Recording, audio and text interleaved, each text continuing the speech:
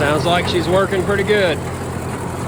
Unfortunately, I don't really have any grass right now to cut unless I get in the field with the horse, and that's kind of a hassle. So I'm just gonna make a trip out here along the back, and anything that's high enough to get cut, I'll see how sharp it is after I sharpened it.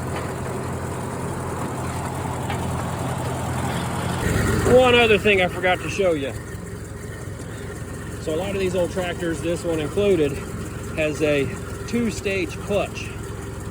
So first stage is to put it in gear. That makes the tractor move. Okay. Second stage, further down, that's your PTO clutch. And that way you can start up your brush hog or whatever without moving. It also lets you shift gears independently of the PTO speed. So like I can brush hog in 3rd gear, I can brush hog in 1st gear, I can brush hog in 4th gear. You know, you don't get to do that very often. Usually it's where there is a section where the grass hasn't grown up very high, and so you switch up to 3rd or 4th gear just to get across it, and then you drop back down usually to 2nd or 3rd gear to actually do the brush hogging. But anyway, that's how the clutch works on these old beasts. This one has been with the same family for over 50 years, and I've been trying to maintain this piece of equipment for about the last 10. And it doesn't get daily use, but it does get used quite a bit, a few times a year. So we move hay bales with it, we brush hog, and if there's something that needs lifted up in the air to work on it, or just gravel and stuff, sometimes we use it for gravel, but the loader, the old Walden loader, works a little better for that. It was a struggle, but I swear I did it.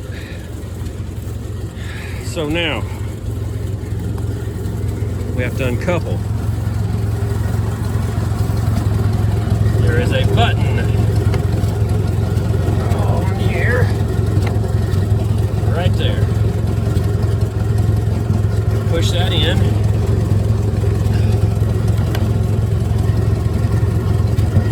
Oh, she's gonna be stubborn. Hold on just a second.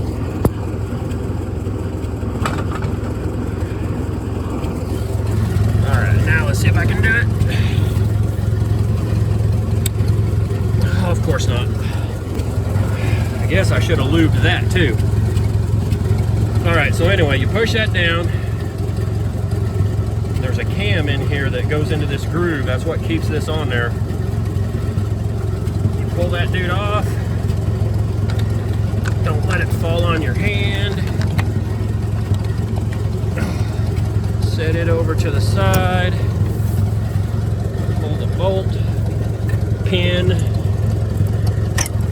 and we are disconnected.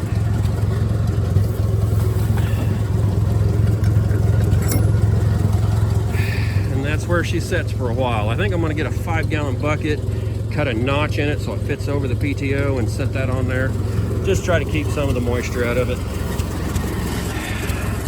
Anyway, guys, that's just a little bit of what we do sometimes. You know, had to run that thing to get all the gear oil and grease mixed together and make sure there wasn't anything else. But it's time for me to go put the tractor up. She's bleeding a little bit of water up here. You can see it up in there, right over there. But anyway, and it's